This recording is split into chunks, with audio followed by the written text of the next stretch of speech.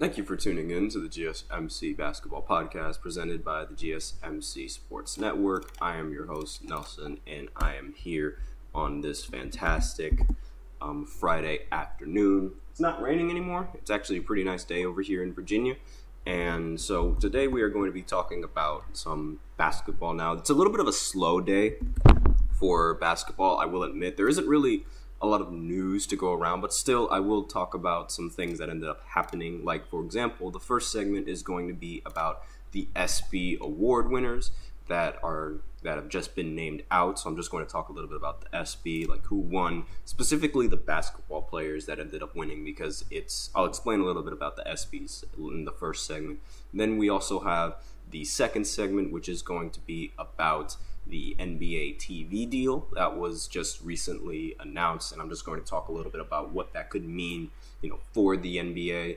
Then in the third segment, I'm going to group all of the things up, like all the free agents and like all the trades that recently happened in like the free agency signings, free agency news in the basketball world. So I'm just going to talk a little bit about that in the third segment.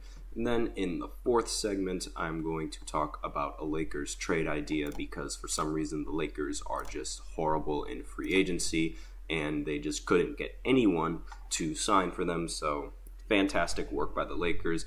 And then we also have a special fifth segment that I like to reveal at the end of the fourth segment, so be sure to stay tuned for that. Before I begin, however, I'd like to remind everybody to please use the link in the description to get your comments recognized, or the link displayed below the ticker on every show segment. That is GSMCpodcast.net. Excuse me. Really helps the show, makes it much more interactive between myself and you guys. Once again, the link is GSMCpodcast.net. And without further ado, let's go right ahead and go into the first segment, where I talk about some of the ESPY Award winners, like on the basketball side, because the ESPY Awards, they aren't just for, NBA athletes. They're for every single athlete in every single sport. And a lot of the times, the award winners that I'm going to mention, they're actually competing against other athletes in all the other sports. So the fact that they were able to win was all the more impressive, for them and, for their accolades. So as you could see, Jaylen Brown, he ended up winning an award, and the award that he won was for Best Championship Performance. Now, some of the other players that ended up being nominated for this award was Midge Percy for the NWSL Championship MVP, Kayla Martello, Boston College Women's Lacrosse, and Michigan's Blake Corum and Will Johnson as the 2024 College Football National Championship MVPs.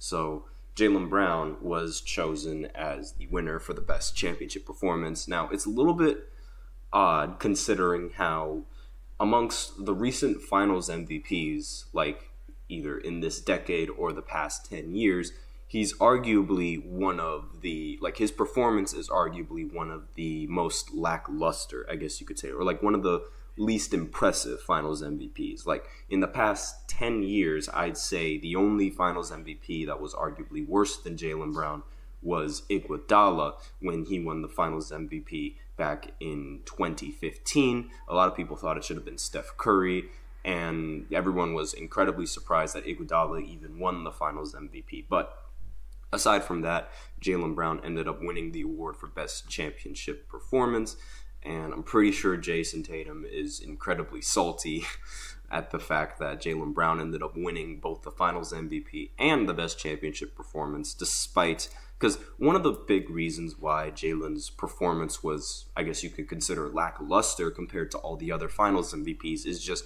how incredibly stacked the Boston Celtics actually were. Like, they had so many players in their starting lineup, and you could argue that at least two of those players could have ended up winning the finals MVP between either Jason Tatum or even like Drew Holiday, maybe even Kristaps. But it's the fact that he had multiple players that were really good options for the Celtics, and performing and trying to share the ball amongst all of the five starters that are very talented is just no easy task. And obviously your performance is going to hinder. Like, your individual performance is going to hinder just a little bit. And so the next player who ended up winning the award was not him.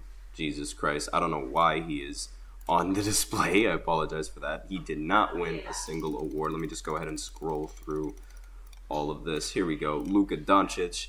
That's the player that I wanted to mention. I don't know why it fast forwarded all the way to the final slide of my presentation, so I apologize for that. But Luka Doncic, he ended up winning the award for the best NBA player, and that's literally what the award is, best NBA player. And the nominees for this award were between Shai Gilgeous-Alexander, Nikola Jokic, and Jason Tatum. So SGA, I mean, Luka Doncic ended up beating SGA in the playoffs, so it makes sense how Luka Doncic was able to win against that. Nikola Jokic, however, he won the MVP for the NBA season, so it's pretty surprising that Jokic didn't end up winning this award for best NBA player, but I believe that this award also takes into account playoff performance, and Jason Tatum was also in the running for the Boston Celtics for being the best player in the NBA, which is, it's a little bit odd to see Jason Tatum in the running for this award because, again,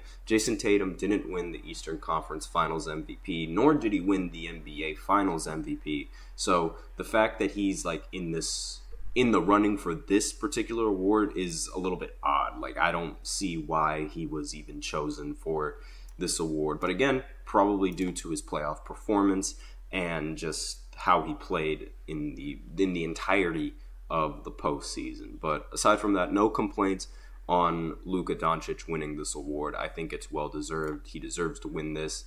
And then the next player on this list to win an award, actually 2 awards, is A'ja Wilson. She's one of the 3 athletes that ended up winning multiple awards for the ESPYs. She was awarded the best WNBA player, and the players that were nominated for that were Alyssa Thomas for the Suns, the Connecticut Suns, Brenna Stewart for the New York Liberty, and Nafisa Collier for the Minnesota Lynx. And another award that she ended up winning was, let me just go ahead and scroll through the awards list just to make sure that I got it right. She ended up winning, let's see here, the best athlete in all of women's sports. Now, some of the players in the nominee for this was Caitlin Clark, Coco Gauff, for tennis, Nelly Korda in golf, and of course A'ja Wilson, who ended up winning the award as the best athlete in women's sports. Now, I mentioned Caitlin being nominated for this award, and she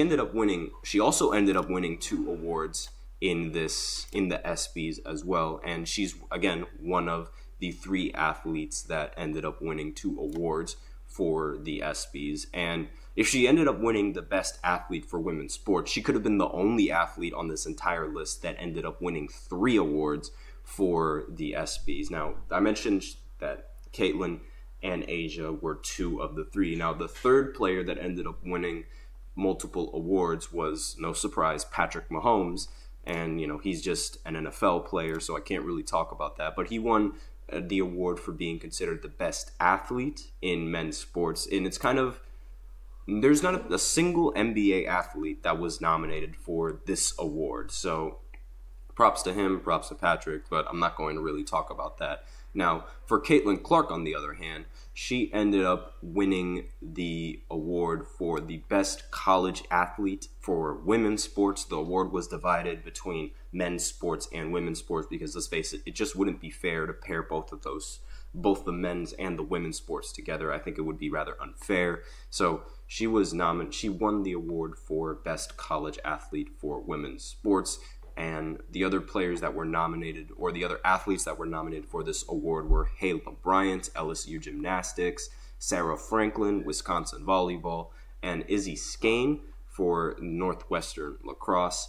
And she also ended up winning the award for best record-breaking performance when she became the NCAA's all-time leading scorer, breaking Pete Maravich's record. Now, the rest of the athletes that were in the talks of winning this award were between the 49ers' Christian McCaffrey, where he scored a touchdown for a record-breaking 17 straight games, Tara Van Der Veer, Stanford's women's basketball coach, getting her 1,203rd win to pass Coach K for most wins by any coach in NCAA basketball history, as well as Max Verstappen, who wins record 10 consecutive races with a victory at the Italian Grand Prix.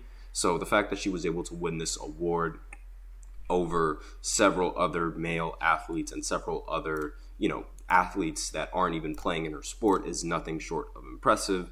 And finally, the last basketball player that ended up winning an award was Juju Watkins. Surprisingly, I'm very surprised that Juju ended up winning the award. She won Best Breakthrough Athlete, and she won it over Hayla Bryant, LSU Gymnastics, CJ Stroud for the Houston Texans, who had arguably the best rookie season by any quarterback ever, and Victor Wembanyama for the San Antonio Spurs. And the reason why I'm surprised she won it over all of the other players was because I thought Victor Wembanyama was going to win as the best breakthrough athlete. I mean, his performance in the final 12 games of the season and, his performance overall with the season concluded is nothing short of impressive. Making it first team all defense in the NBA as a rookie is almost unheard of. And on top of that, through the final 12 games, he was averaging, I believe, 25 points, 12 rebounds, 5 assists, along with 4.5 blocks, which again is ridiculous. I mean, averaging 4.5 blocks in today's NBA, where it's very 3-point heavy and there aren't that many people that attack the basket as much as there are 3-point shooters, is nothing short of impressive in my opinion. And some of the other athletes that were nominated for an award was Best Comeback Athlete Zion Williamson for the New Orleans Pelicans. He was nominated, but he didn't end up winning because Simone Biles ended up winning this game, the Best Comeback Athlete for the ESPYs, and I believe he won it after his performance in the play-in games when he dropped, I believe it was over 40 points. And I almost forgot, the best team for the there was literally an award for best team, right? Like, just period. There was the Kansas City Chiefs. They were nominated for this award. The Michigan Wolverines for NCAA football. The Las Vegas Aces for the WNBA. The UConn Huskies, like the men's UConn Huskies for NCAA basketball. Oklahoma Sooners, NCAA sophomore. The Boston Celtics for the NBA. Florida Panthers for the NHL. The Texas Rangers for the MLB, and the South Carolina Gamecocks for the NCAA women's basketball. And no surprise that South Carolina Gamecocks ended up winning this award as the best team, because they are the only team to go undefeated in back-to-back seasons, I believe, for women's basketball, and they ultimately ended up finishing their season with an NCAA Women's Championship, something that they weren't able to do last year because of Caitlin Clark. But aside from that, this is nothing short of impressive for them. And that's essentially all that I have for the first segment. So now I will go ahead and go into the second segment, where I talk about the new TV deal for the NBA and how that could sort of adjust, like how that could change the season and like what it could mean for the NBA going into the future. So I'll be right back after this short break. Be sure to stay tuned.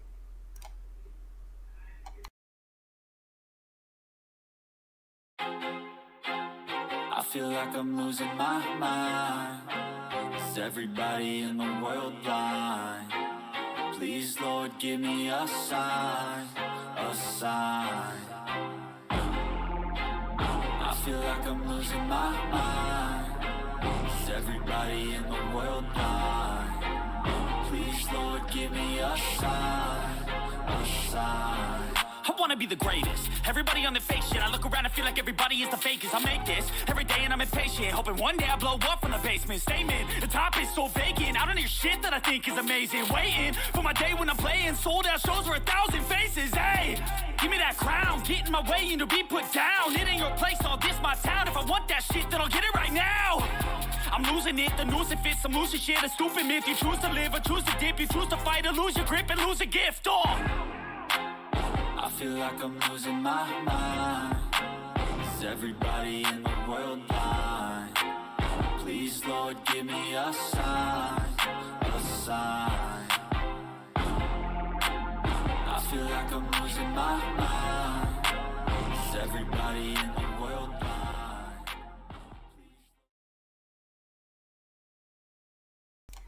And we are back with the second segment of the GSMC Basketball Podcast presented by the GSMC Sports Network. And in this second segment, we are going to be talking about the new NBA TV deal. Now, let me just go ahead and move the text over there. And before I begin with this segment, I'd like to remind everybody to please use the link in the description to get your comments recognized, or the link displayed below the ticker on every show segment. It is gsmcpodcast.net. Really ups the show, makes it much more interactive between myself and you guys. Once again, the link is gsmcpodcast.net. And without further ado, let's go right ahead and go into this new NBA TV deal. Now, it should be noted, this deal doesn't kick in until the 2025 and 2026 NBA season. So we still have one more season until the new media rights deal gets put into place for the NBA. Now, how much is this new NBA deal worth? Well, it's worth billions, like billions. It's worth $76 billion for 11 years, which is a lot of money. It's a huge amount of money, and the NBA, they sort of needed to do this because of most of the NBA's viewership and a lot of the NBA games, like some of the more popular games for the NBA was Christmas Day.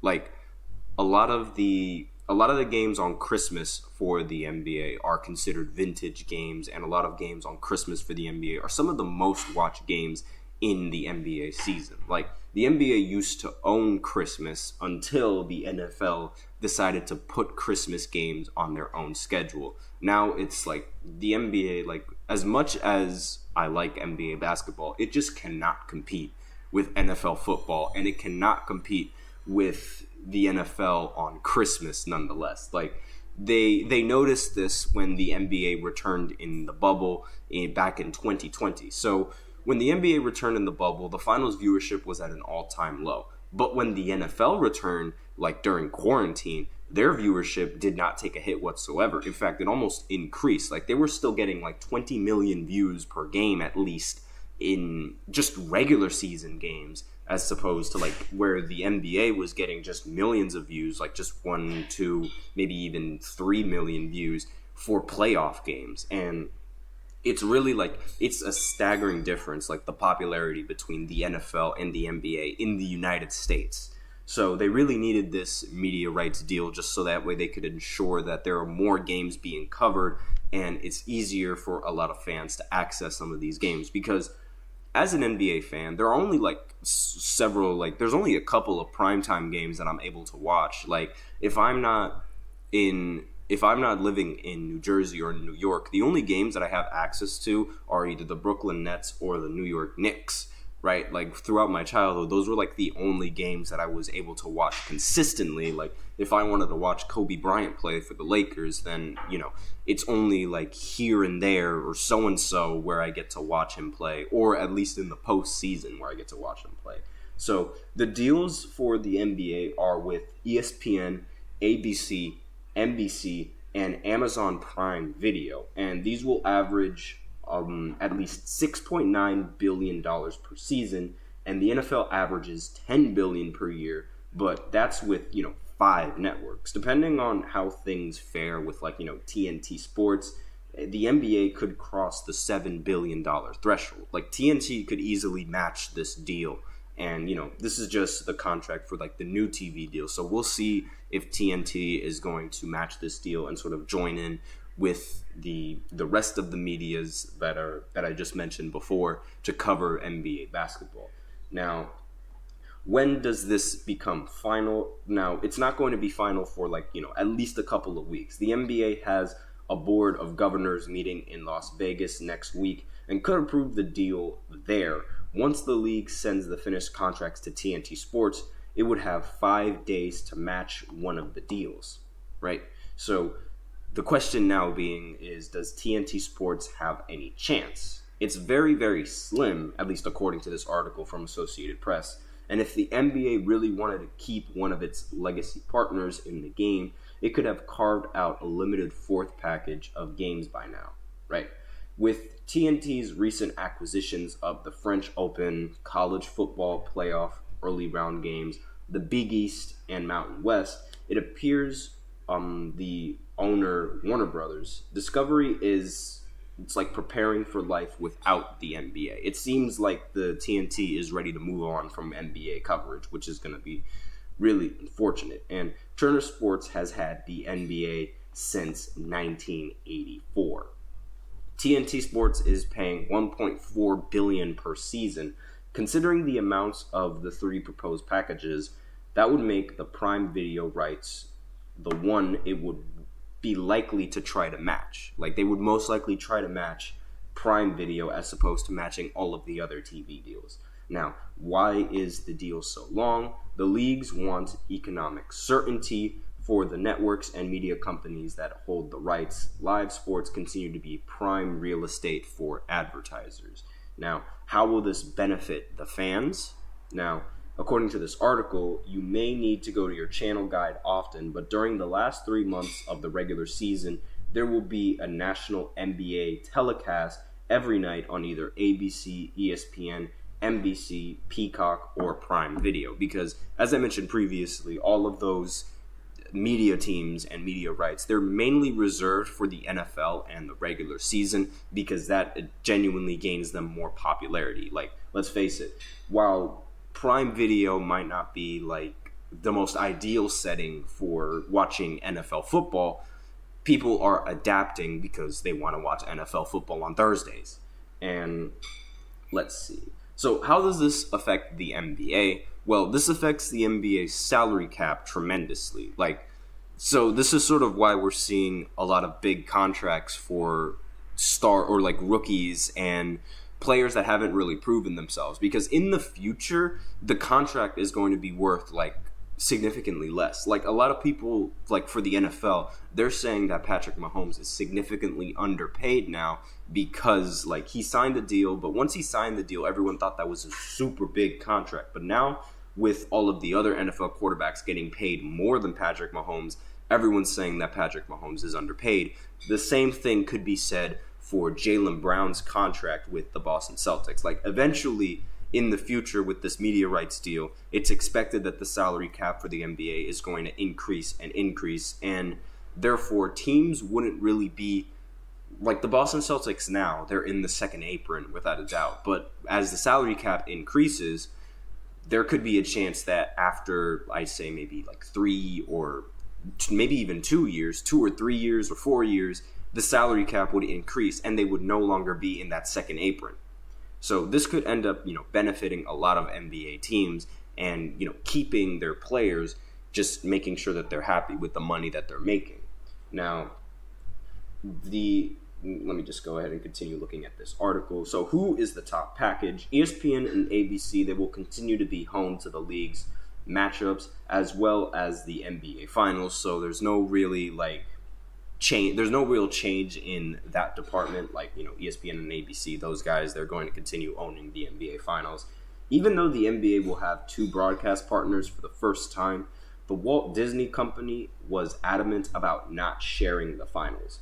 So it would cost Disney $2.6 billion per year, which is just shy of the $2.7 billion per season it pays to the NFL for Monday Night Football, 2 playoff games, and the Super Bowl in 2027 and 2031. Under the current 9-year deal, which expires next season, ESPN and ABC pay $1.4 billion per year. Now, with NBC, the network that carried all 6 of Michael Jordan's title runs with the Chicago Bulls and the first 3 of Shaq and Kobe's championships with the Lakers, NBC is most likely going to air Sunday night package of games once the NFL regular season is over, as well as NBA All-Star Weekend, even though All-Star Weekend is just, bleh now for the NBA. It will regularly air games on Tuesday nights and have a package of Monday games streaming on Peacock. So it's like you're going to see NBA, you're going to have the ability to see NBA games every single night if you were to get some of these subscription deals. So it's not really bad. I don't think it's that bad because, now I can actually watch a lot of these games as opposed to waiting on this day or on this day to watch a specific team that I really want to watch. So it seems like the NBA is going to be entering into the streaming world because, streaming is a lot more popular. And they also saw the success that Caitlin Clark was bringing over to Peacock because, a lot of people wanted to watch Caitlin Clark play. Only makes sense. She is Caitlin Clark. But you were only able to watch her on Peacock, but that didn't stop everyone from ordering or just purchasing a subscription for Peacock. Once the NBA found out that people are willing to purchase these subscriptions, it's like, all right, well, we might as well see if we can do the same thing. It only makes sense. So and there's a lot more information to the rest of these media rights deals, and there's a lot more to this article, but I'm not going to continue on that unless you guys want me to continue on that. Let me know in the comments right now if you guys want me to continue on the rest of the TV deals and what it could mean according to this Associated Press article. But aside from that, we are going to go into the third segment after this short break, which is going to be about some of the basketball news that is breaking out in this, free agencies, trades, because there are some free agent signings that I do want to talk about. There aren't that many. They're just a few because, again, it's a rather slow day for basketball. But I will be right back after this short break, so be sure to stay tuned. Looking for your daily fix of sports talk without having to pay for it? GSMC Sports Network is available on YouTube. Just search GSMC Sports Network. Get your fix of daily sports talk shows on YouTube, absolutely free. NFL, college football, NBA, MLB, MMA, UFC, fantasy football, and so much more. GSMC Sports Network has shows running all day long, with new sports shows starting every 2 hours. Just like on your favorite cable sports channel, except GSMC Sports Network is absolutely free. Just search GSMC Sports Network on YouTube to catch one of your new favorite shows, like the GSMC College Football Podcast, Chip Shot Football Podcast, Hoops and Heels Women's Sports Podcast, GSMC Basketball Podcast, and so many more. Check it out for yourself. GSMC Sports Network, now available on YouTube absolutely free. Search GSMC Sports Network on YouTube right now.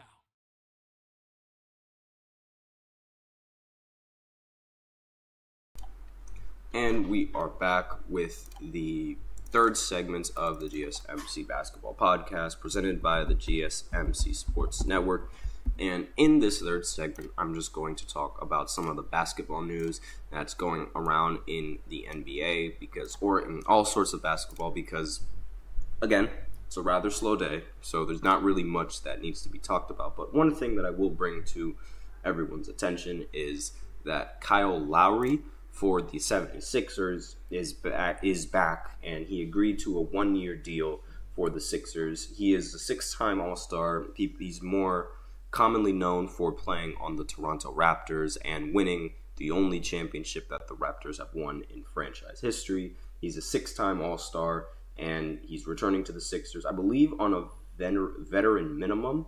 I'm just going to look at this article and make sure. He's 38 years old, and he signed with Philly mid-season after the Miami Heat traded him to the Charlotte Hornets in late January. And Charlotte ended up waiving him 3 weeks later. So a little bit of a Charlotte legend right there. He didn't allow any points scored on him when he was in Charlotte. Now he is back in Philadelphia. He is a Philadelphia native, and he played college basketball at Villanova. And he played in 23 regular season games for the Sixers. He made 20 starts. Obviously, he's not really going to start if Tyrese Maxey is on the court.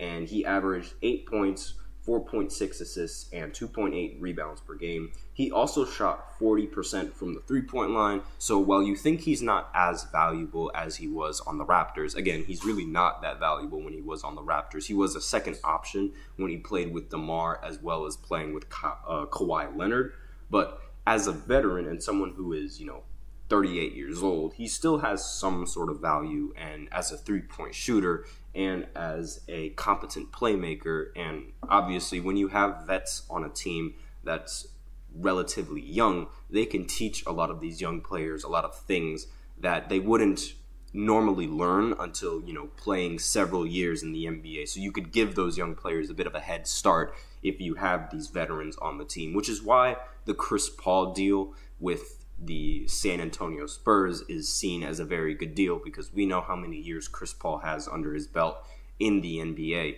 and his playmaking and his leadership is nothing to scoff at. So he made 6 straight All-Star games and received league MVP votes back in 2015, 2016 during his run with the Raptors, and of course he helped the Raptors win their first and only championship. He played 18 seasons. He played 3 of them with the Memphis Grizzlies. He played another 3 with the Houston Rockets. And then the majority of his career, he played for the Toronto Raptors. I believe it was 9 years. And then he ended up playing with Miami for about 3, or at least 2, and then Philadelphia just recently. Now, his career averages are 14.3 points, 6.2 assists, 4 rebounds, and 1.3 steals per game. So that's just a little update on his situation and his contract. Another update in the basketball world is regarding Gary Trent Jr. Now, there were talks that he was going to join the Nuggets and Nikola Jokic on a minimum contract, but now there's a new report from Bleacher Report saying that Gary Trent is not going to take a minimum contract to join the Denver Nuggets and Nikola Jokic, which is a little bit unfortunate, because I really think that in that situation with the Denver Nuggets, I feel like he has the best chance and has the most usefulness on that roster. If there's any team that could make the most use out of Gary Trent, it would be the Denver Nuggets, because let's face it, Nikola Jokic and his playmaking is just out of this world. He draws in so much attention, and he's able to find the open shooter, or he's able to find the open cutter, depending on how the offensive set is ran. Now, according to this article, he would not accept a minimum contract to play with Jokic, and Harrison Wind, who is on Twitter, he verified that there is not much interest on Denver's end anyway. Again, Denver is more focused on trying to acquire someone like Russell Westbrook, because Nikola Jokic, he really wants to play with Russell Westbrook, and he's sort of pushing the Denver Nuggets to try and negotiate a deal to bring that guard over to Denver. He averaged 13 points per game, 2.6 rebounds, and 1.7 assists, along with 1 steal in 71 appearances for the Raptors last season. The Nuggets, they're still trying to find a replacement for KCP, since KCP ended up joining the Orlando Magic. And those numbers, they were a dip in production for Trent, and he averaged 17.9 points per game through his past 2 seasons with the Raptors. So, this previous season that he played with the Raptors, it was not really his strongest season. But he still shot 42% from the field and made 39% of his three-pointers, and on 6.4 three-point attempts per night. So that's a very efficient outing for him. Now, he played the 2023-2024 season on an $18.56 million player option, but could be set to move on from Toronto after the Raptors announced an extension for Scottie Barnes and Emmanuel Quickley. And I know what you guys are thinking. This guy could be really good for the Lakers. But guess what? The Lakers don't want him. I don't know why the Lakers don't want someone. It's like they're allergic to three-point shooters.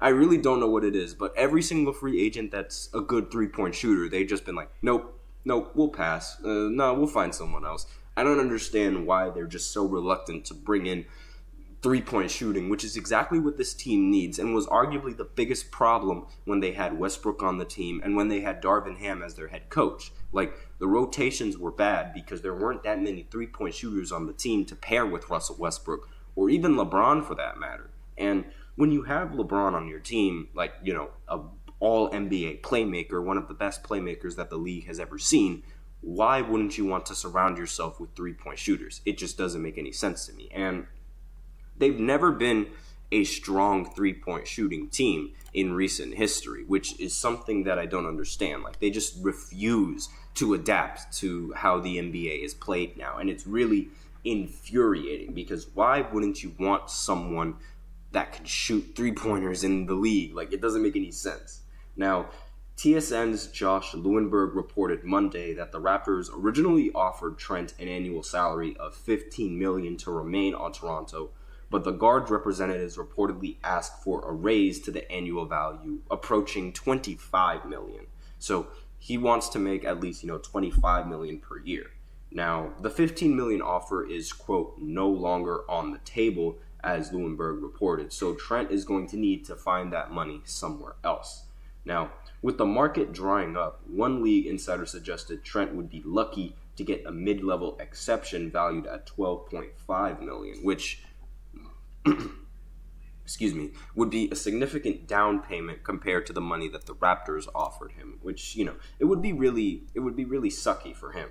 Now, Shams Charania and Jovan Buha reported for The Athletic that Trent was a name to sort of watch in free agency for the Lakers, like especially according to this article. But the Lakers would need to move salary just to offer Trent the $5.2 million mid-level exception. So if Trent is not willing to accept a minimum deal, that rules out a whole host of suitors that are hard capped after the first wave of free agency. Again, a lot of teams, they really don't want to get into that first or that second apron, and they don't want to pay all of that luxury tax just to get, one player on the team that isn't really going to bring that much value aside from 3-point shooting. Like, again, while I'm not going to say that Gary Trent isn't valuable, he's not like, he's not like a DeJounte Murray type of value. He's not like a big-time free agent that everyone is just like, oh, we need him.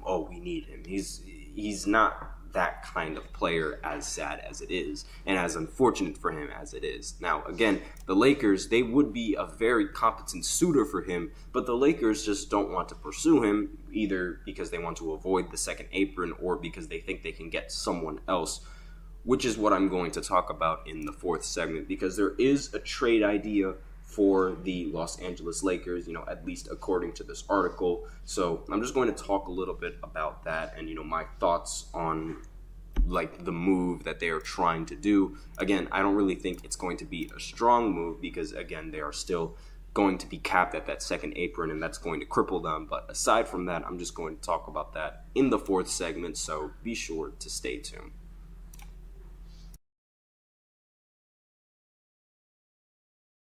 For the best and latest podcasts available anywhere, go to the podcast app on your cell phone and type in GSMC to access free content-rich podcasts on health and wellness, book reviews, sports, entertainment, relationships, social media, movies, technology, finance, and even weird news. Subscribe and download the GSMC Podcast Network's family of shows, available everywhere podcasts are found.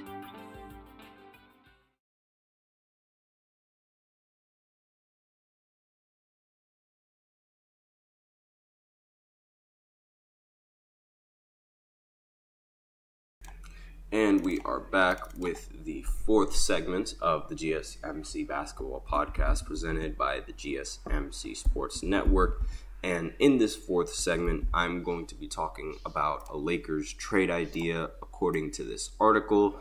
And obviously it's not going to be a really strong trade because the Lakers are sort of capped at that second apron, and the Lakers are terrible in free agency and they're terrible with trades. Like, it's just amazing how bad they are in free agency, and it's even crazier how bad they are with trades. But teams, they don't really like dealing with the Lakers. Like, I don't know what it is, but a lot of teams in the NBA, they just like avoid the Lakers in terms of trade talks. And a lot of players, they also avoid the Lakers in terms of contract negotiations because either they're afraid of playing in Los Angeles or they're afraid of playing with LeBron, whatever you want to call it. But playing with LeBron, obviously, there's a lot of pressure because not only are you expected to perform and win a championship, you're also most likely going to get scapegoated. I feel like the Westbrook trade over to LA, it really opened a lot of players' eyes on, just how the Lakers media treats a lot of their, important and key players, because Westbrook was crucified by the Lakers media. He deserved it, but a lot of the players, they would much rather not play under that market where they have the stress of constantly performing well and the stress of, constantly meeting these expectations of, and championship aspirations. So a lot of players, they would rather avoid playing in a huge market like that as opposed to playing in a different market that doesn't crucify all of their, players and their fans. Obviously, the Sixers, they aren't really that much better in terms of crucifying their players. The Knicks are another example of players that get crucified if they don't play well. Even the Boston Celtics, they crucified Kyrie Irving when he wasn't playing well for Boston. And, there's a lot of markets that don't really give a lot of the players that much respect when they play well or when they play bad. But the Lakers, with Westbrook and their recent little just debacle, I guess you could call it, it was really, really bad. Like, the media was ruthless with Westbrook. And I can't really blame the media for that. Westbrook was hitting the top of the backboard when he was shooting some of his shots. Like, how are you not going to talk down on someone like that? Like, that's just, I will obviously, as a fan, I understand, where the anger comes from, but also, as an analyst, you shouldn't really crucify a player like that.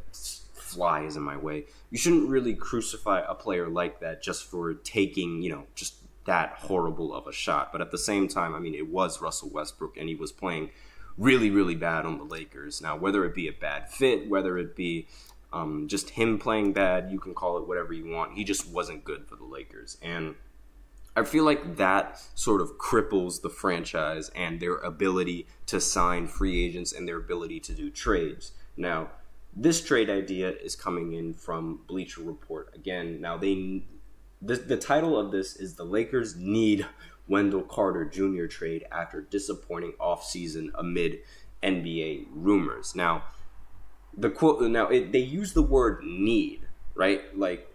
They need Wendell Carter Jr. And the average NBA or the casual NBA fan is probably not even going to know who Wendell Carter Jr. is. Because, again, he plays on a relatively low market for the Orlando Magic. Now, the Orlando Magic, for some reason, they barely get any media coverage. Paolo Banchero, who was a fantastic player last season, was barely even talked about. And even in the postseason, the Cavs and the Orlando Magic series, one of the very few series that ended up going to 7 games, was barely even talked about. So, after LeBron signed his 2-year, $101.3 million contract, taking $3 million less from the Lakers than he could have signed for in a concentrated effort by the player and organization to keep the team under the second apron of the NBA salary cap. So the deal would allow the team to retool the roster and make a significant free agency signing or trade to return the Lakers to a legitimate Western Conference contender, right? Now, this team has been oddly quiet in the entirety of the offseason and is arguably one of the biggest losers in the NBA offseason. If it wasn't for the Clippers letting Paul George walk in free agency, the Lakers would most likely be the biggest loser in the entirety of free agency and the entirety of the offseason. They would be tied along with the Atlanta Hawks, who in my opinion messed up the draft, and they also messed up the DeJounte Murray trade that sent him to the Pelicans. I really don't know what Atlanta was doing. But the deal would allow the team to retool the roster, make significant changes, and while it has been quiet, Sean Devaney of Heavy.com reported that Magic Wendell Carter Jr. remains a potential trade candidate for the team. Now, I say this now, and I bet you in like 24 hours, the Lakers are going to be like, oh, we're not interested in Wendell Carter Jr., or Wendell Carter Jr. moves on to a completely different team, and the Lakers miss again. But he wrote, and one executive said he's still the kind of player the Lakers should be looking for, fairly young, probably a little undervalued because of his red flags, and the red flags being injuries, and still tapping into his skill set. The executive told Heavy Sports, the contract is right, it makes sense for them, that's a guy that's monitoring, but a lot of teams are as well. That's a guy they're monitoring, but a lot of teams are also monitoring Wendell Carter Jr. as well. Amid an offseason that did not net the team a legit third star to go alongside LeBron James and Anthony Davis, the Lakers need the Carter Jr. trade to erase some of the disappointment, at least, according to this article. Carter is, he's 25 years old and coming off one of the most productive seasons of his career in terms of shooting, knocking down 52% of his shots from the field for the third consecutive season. And he was better than ever from beyond the arc, hitting 37% from his three-point attempts. Now, if you guys remember from the previous segment, I said the Lakers are allergic to three-point shooters, so maybe they don't even want to touch Wendell Carter Jr. at all. Like, oh, he could shoot threes? Never mind, get rid of him. It's unbelievable how they handle free agency. He averaged 11 points, 6.9 rebounds, 1.7 assists, and 0.6 steals. And he could stand to develop his shot a bit more, something the Lakers and their new coaching staff under J.J. Redick could help with. And his injury history is a little bit concerning, especially when you consider how Anthony Davis also has an injury history, and so does LeBron James recently playing with the Lakers. Carter dealt with 3 knee injuries, a bad hand, and a bum back in 2024, and he's played in just over 52 games per season over his career. But despite the issues surrounding his health, Carter is someone in the 5 position who can stretch the floor and give the Lakers an outside perimeter shooter. But again, the Lakers, they're allergic to three-point shooters. But again, this could be really beneficial for AD, who would rather play the power forward as opposed to playing center for some reason. I don't know what it is, but Anthony Davis would much rather play the power forward, even though he's clearly a center. Now, let me just go ahead and see that he has 7 seasons of experience, but is still relatively young, makes him that much more intriguing to the team, and as does his contract. So he's entering his 3rd year of his 4-year deal that will pay him $11.9 million this year, and it's a team-friendly number, and it would definitely help the Lakers avoid, not go too far into the second apron. And that contract, coupled with his potential, what he does well, and how that meshes with the Lakers would like to do on the court, makes Carter a worthwhile trade candidate for the team, and one that it must explore amid an off-season that has been anything but what the most prominent organization in the league had hoped for. Right? So, again, I feel like this would be a decent move for the Lakers, but one of the things that the article doesn't really talk about is how he's been playing in a relatively low market. Now, I mentioned the low market previously, but let me go ahead and explain what I mean by that. Now, when you're in the low market, you don't really get that much attention whether you play good, right? Which is what I mentioned with Paolo, but it also goes both ways. You don't get that much attention when you play bad. So there's a lot more, if you go to somewhere like LA, there's a lot more pressure on you to play well, whereas suppose you're playing in Orlando where there's not really much pressure on you to play at all. And so going to a market that's, relatively, from a market that's relatively low to a market that's relatively high in terms of, NBA players and NBA coverage, right? It's a really big jump, and it's something that not many people really know how to handle, right? Like, all of a sudden having these expectations to constantly play well, and all of a sudden having all of these critics on you after you don't play well is going to be a really big change and a big difference in terms of the environment that he's been dealing with, as well as, his style of play and things of that nature. So I really think that, the article sort of undermines this and just how it affects some of these players. Because, again, Russell Westbrook, when he was on Washington, it's a relatively low market. He was getting paid zero attention to when he was playing bad. Like, there was barely any media coverage when he was playing bad. But when he was playing good and getting so many triple-doubles and averaging a triple-double for the Washington Wizards, he was getting a lot of praise for it. So there was more praise when he was playing good, but there was almost zero criticism for when he was playing bad. And spoiler alert, he played bad in a lot of those Washington games. He would get a triple-double, but his shooting and his turnovers were ridiculous. But that's besides the point. So with that, we are out of time for this fourth segment. So now we will go ahead and go into the final segment where, for some reason, it was a little bit of a debate, but a lot of people were debating Kevin Durant's height yet again. So I will go ahead and give my opinions on his height, and I will explain that right after this short break. So be sure to stay tuned.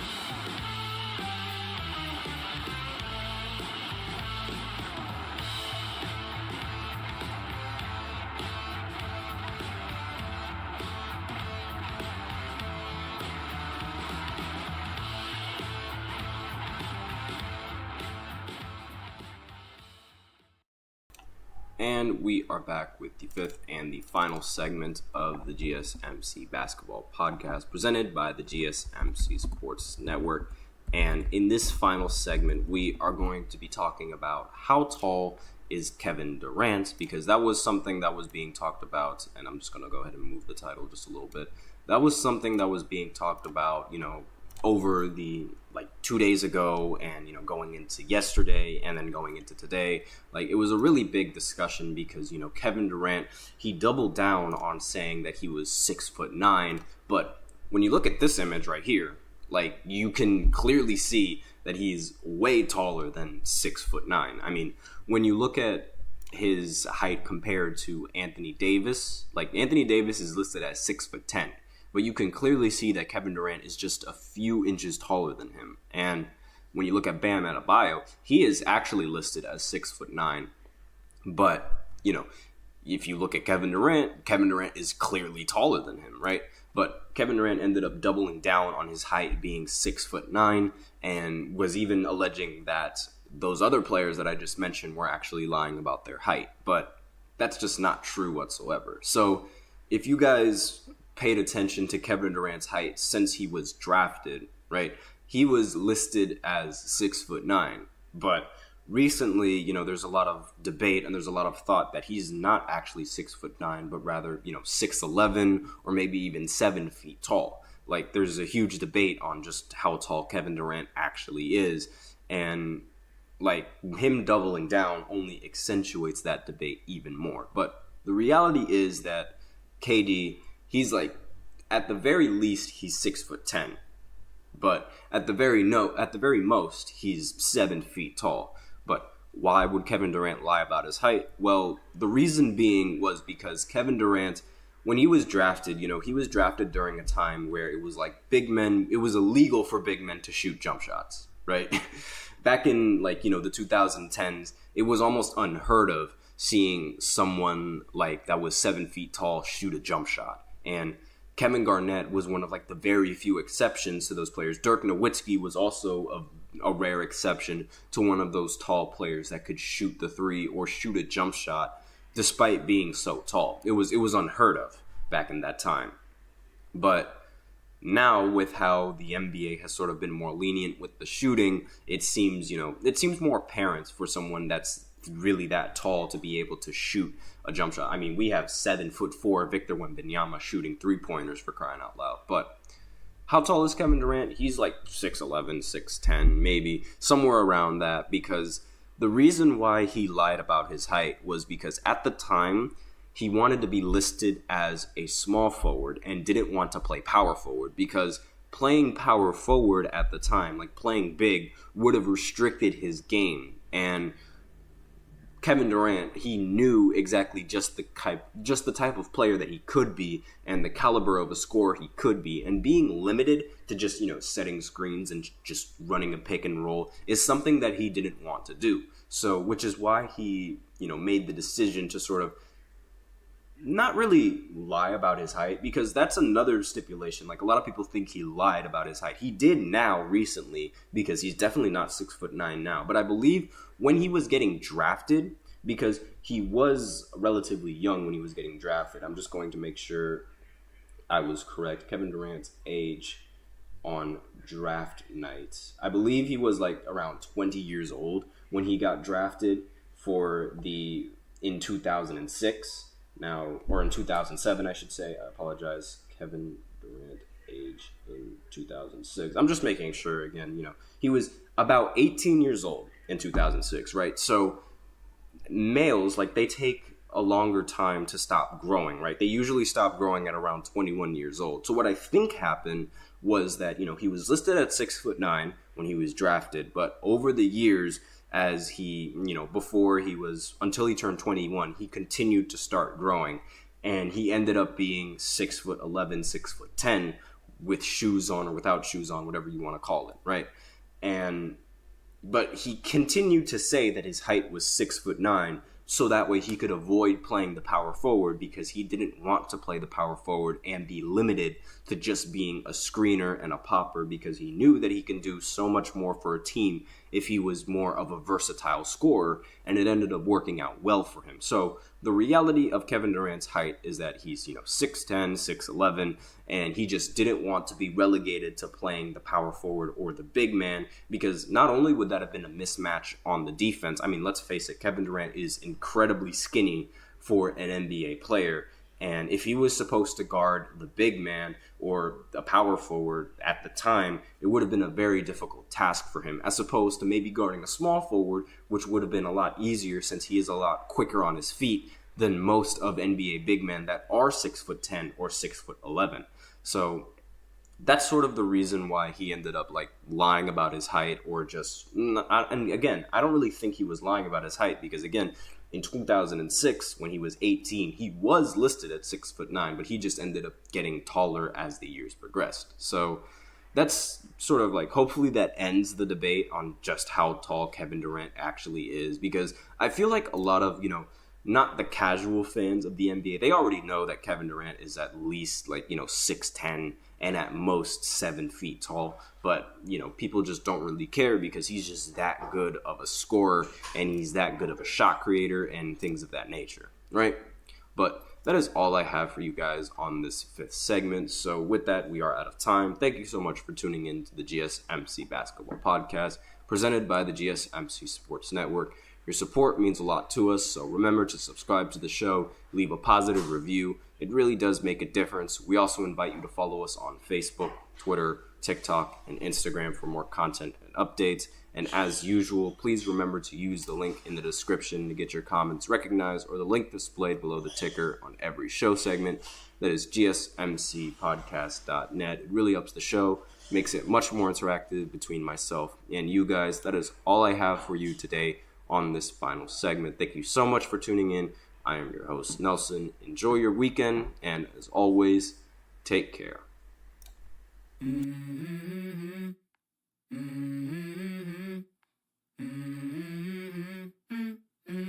Let's go. I wake up to a little bit of drool on my pillow, feel like it's gonna be a bad day. Yeah, I'm tired of shit, and the coffee ain't hit yet, damn ain't